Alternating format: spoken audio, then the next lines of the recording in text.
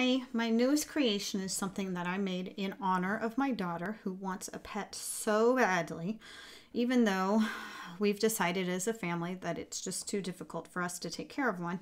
But this one's called Petastic Language, and I wanted to incorporate a bunch of the language skills that I've used in other leveled language bundles, but make it with a pet theme, since I know there's so many people like my daughter who are just in love with pets.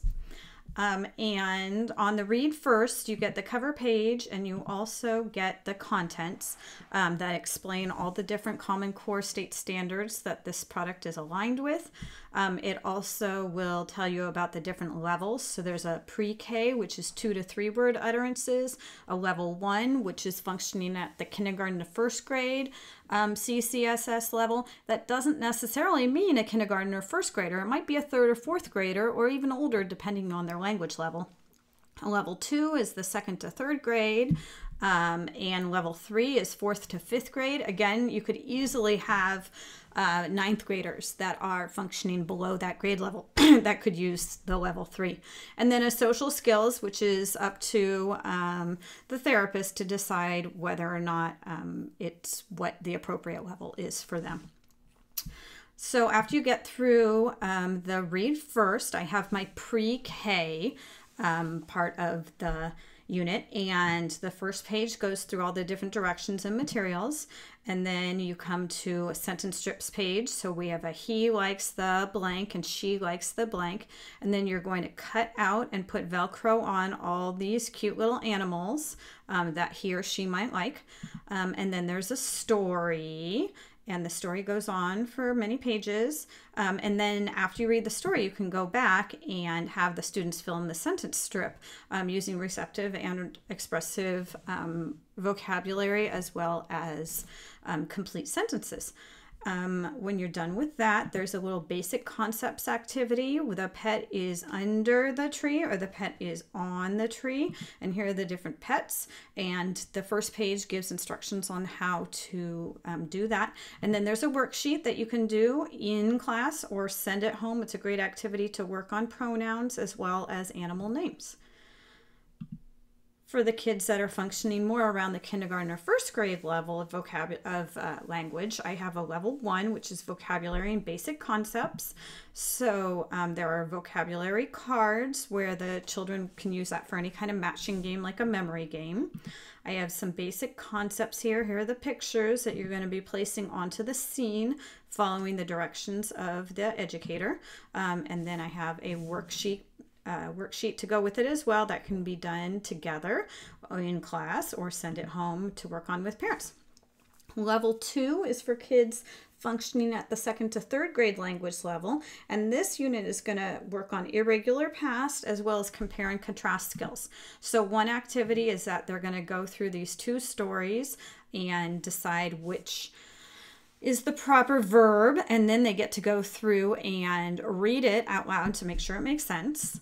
And then there are some cards in which they finish the last part of the sentence. For example, this first card, she puts a lovely bird inside the cage, and yesterday she put a lovely bird inside the cage. After that, I have a super cute photo as well as a Venn diagram where the students are going to choose 2 of those super cute animals and compare and contrast them. And for added language benefit, they get to use these words to help them make more complex sentences. So you could say the puppy likes to eat dog food, however, the cat likes cat food. And then there's a worksheet to do together or to take home where the students are going to compare and contrast a fish and a turtle. Level 3 is for students working at the 4th to 5th grade language level. And this page explains what the different activities are. So first, there are vocabulary cards that have to do with animals in some way, such as whimper, mature, pant. On these, I decided not to put any pictures because I didn't want the students to get any context clues, and I wanted them to be able to actually figure out what the words are and the definitions. And also at this level, hopefully the kids are readers, and so hopefully they can read what they the cards say. There's a game on this level. There are 2 pages to the game, and you'll have to tape the 2 pages together or laminate them together, and they go through the same vocabulary words as before, but this time there are picture clues. There's a think and explain on level 3. This goes through information about dogs, cats, and guinea pigs in terms of what makes them good animals to have and what makes them more difficult animals to have. And then the student's job is to use this outline to make a persuasive speech about why they should get one of these pets. Finally, the Think and Explain worksheet that they can take home or do together as a group is to discuss the pros and cons of owning these different types of pets. And the social is the last level of this product.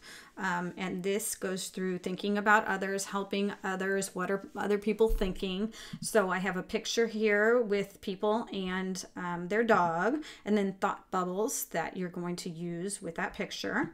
And then there's pet comparisons about cat, dog, guinea pig, goldfish, the activities that those pets like to do, what kind of care is needed, and the average lifespan for each of these pets. And then the students get to think about other people that they know very well and describe that person and what they like to do and how much time they have to care for a pet. And then decide what pet would be best for that person, not necessarily what that person already has, as well as why that's the best pet for them. So it makes the students really think about other people and what might be best for that person. And finally, the worksheet is a helping others worksheet in which they come up with 4 different people who do already have pets, write down ways that they could help that person and how that person would feel if they got that help. So I hope that you have some students that really love pets and really enjoy this activity.